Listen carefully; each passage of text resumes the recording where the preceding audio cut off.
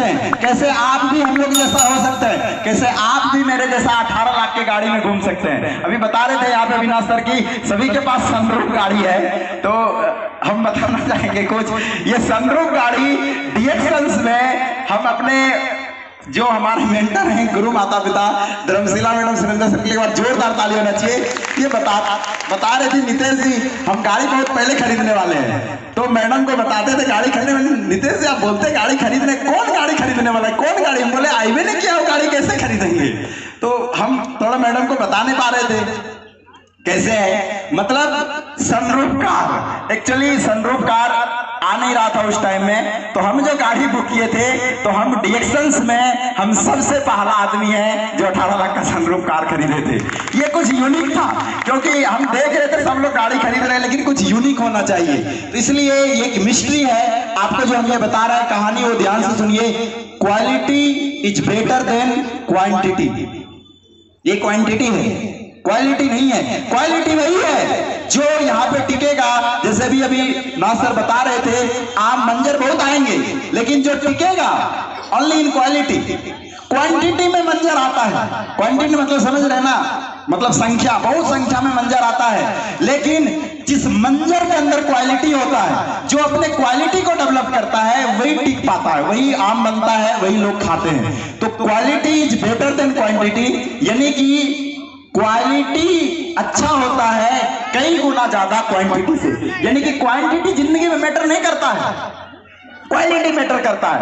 आप देखिए, आप 4 काम कर रहे हैं, बहुत लोग हैं, आज हम एक सिंगल डीएक्सएल्स में ओनली बता रहे हैं इतना सक्सेस है। मेरे जैसा, मेरे से बड़ा बड़ा आदमी जीवन में 4 को बिजनेस करता होगा, 5 को बिजनेस करता होगा, लेकिन फिर भी मेरे जैसा 18 लाख की गाड़ी में नहीं घूमता होगा, क्योंकि उनके पास क्वांटिटी है, कामों का क्वांटिटी है, क्वालिटी नहीं है।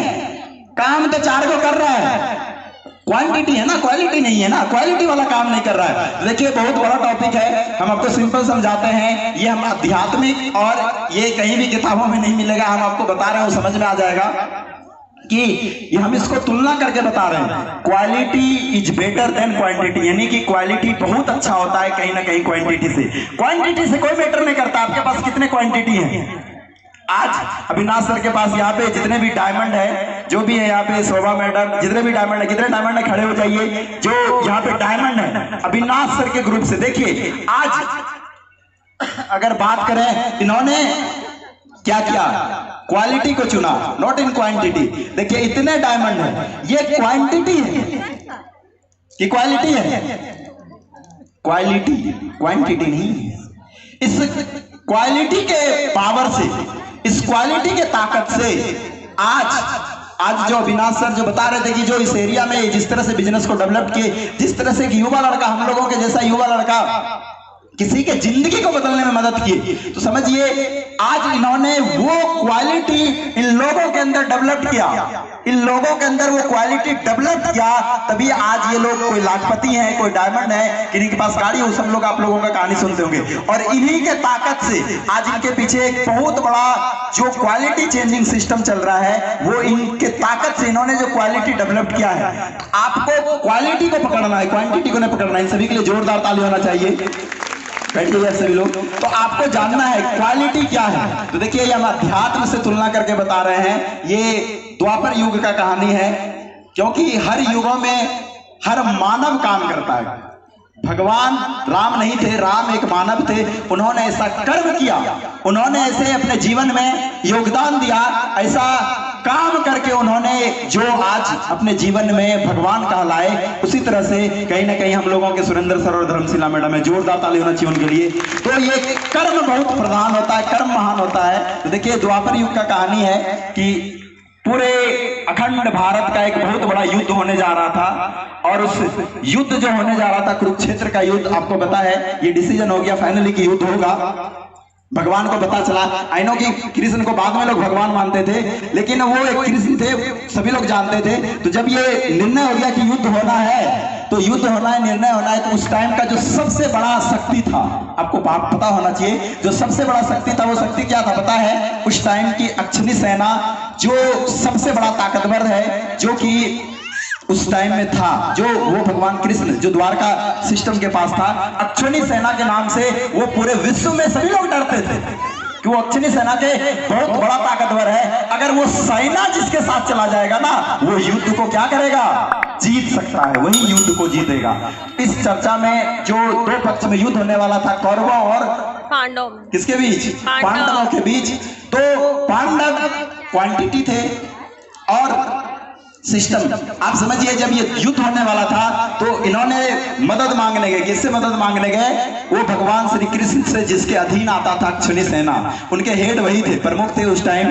तो दुर्योधन और अर्जुन दोनों लोग वहां पहुंचे भगवान श्री कृष्ण के पास मदद मांगने के लिए। तो जब उनके मतलब जहां पे कृष्ण भगवान उस टाइम विश्राम कर रहे थे, जब उनके घर पे गए तो जब विश्राम कर रहे थे तो भगवान कृष्ण जब सो रहे थे तो अर्जुन जो है वो जाकर के उनके पैर के पास बैठ जाते हैं। पहले अर्जुन ही गए थे, बाद में जब दुर्योधन जाते हैं तो वो उनके सर के पास बैठ जाते हैं। तो जब कृष्ण जी जगते हैं तो कृष्ण जगते हैं तो सबसे पहले किसको देखेंगे, जो पैर के पास बैठे हैं। तो पूछते हैं कि कब आए, क्या बात है बताओ। तो बोला हमें एक मदद चाहिए। बोला किस प्रकार की मदद चाहिए।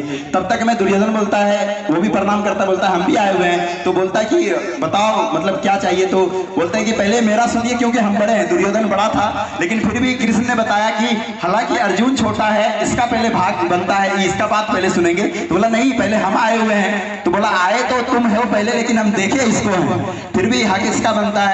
तो बोला ठीक है। और इस तरह से बोला कि हमें भी मदद चाहिए। बोला कि देखो दोनों को मदद करना है। तो भगवान श्री कृष्ण को तो सब पता होता है, उनको पता था।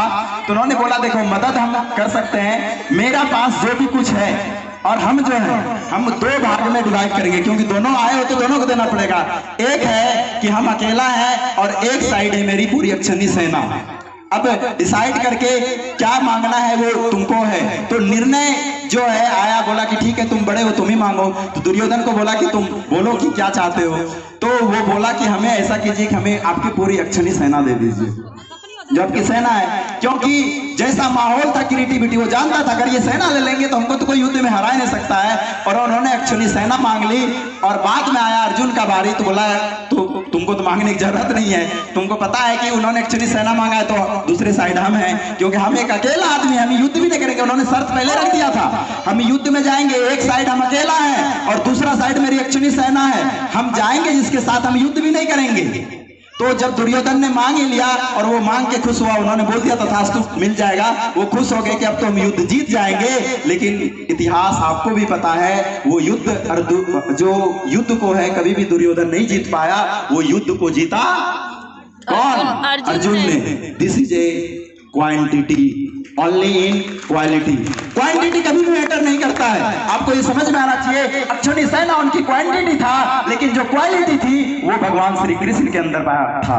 यही चीजें आपको जानना चाहिए। उसी तरह से जो इस डिएक्शंस का जो सिस्टम्स है, जो ये क्वांटिटी को ऑब्जर्व करने से कुछ भी नहीं होने वाला है, आप क्वालिटी को ऑब्जर्व कीजिए। वो डिएक्शंस का जो क्वालिटी है वो है मार्केटिंग प्लान, डिएक्शन के मार्केटिंग प्लान। नहीं, पहले हम आए हुए हैं। तो बोला आए तो तुम हो पहले, लेकिन हम देखे इसको हैं, फिर भी हक इसका बनता है। तो बोला ठीक है। और इस तरह से बोला कि हमें भी मदद चाहिए। बोला कि देखो दोनों को मदद करना है। तो भगवान श्री कृष्ण को तो सब पता होता है, उनको पता था। तो उन्होंने बोला देखो मदद हम कर सकते हैं, मेरा पास जो भी कुछ है और हम जो है हम दो भाग में डिवाइड करेंगे, क्योंकि दोनों आए हो तो दोनों को देना पड़ेगा। एक है कि हम अकेला है और एक साइड है मेरी पूरी अक्षुणी सेना। अब डिसाइड करके क्या मांगना है वो तुमको है। तो निर्णय जो है आया, बोला कि ठीक है तुम बड़े हो, तुम ही मांगो। तो दुर्योधन को बोला कि तुम बोलो कि क्या चाहते हो। तो वो बोला कि हमें ऐसा कीजिए कि हमें आपकी पूरी अक्षुणी सेना दे दीजिए, जो आपकी सेना है। क्योंकि जैसा माहौल था क्रिएटिविटी, वो जानता था अगर ये सेना ले लेंगे तो हमको तो कोई युद्ध में हरा ही नहीं सकता है। और उन्होंने अक्षुणी सेना मांग ली। और बाद में आया अर्जुन का बारी। तो बोला तो तुमको तो मांगने की जरूरत नहीं है, तुमको पता है कि उन्होंने अक्षुणी सेना मांगा है तो दूसरे साइड हम हैं, क्योंकि हम एक अकेला आदमी, हम युद्ध भी नहीं करेंगे। उन्होंने शर्त पहले रख दिया था, हम युद्ध में जाएंगे, एक साइड हम अकेला है और दूसरा साइड मेरी अक्षुणी सेना है, हम जाएंगे जिसके साथ हम युद्ध भी नहीं करेंगे। तो जब दुर्योधन ने मांग ही लिया और वो मांग के खुश हुआ, उन्होंने बोल दिया तथास्तु मिल जाएगा, वो खुश हो गए कि अब तो हम युद्ध जीत जाएंगे। लेकिन इतिहास आपको भी पता है, वो युद्ध जो युद्ध को है कभी भी दुर्योधन नहीं जीत पाया, वो युद्ध को जीता कौन? अर्जुन ने। This is a quantity only in quality. Quantity कभी भी मैटर नहीं करता है, आपको ये समझ में आना चाहिए। अच्छा नहीं है ना उनकी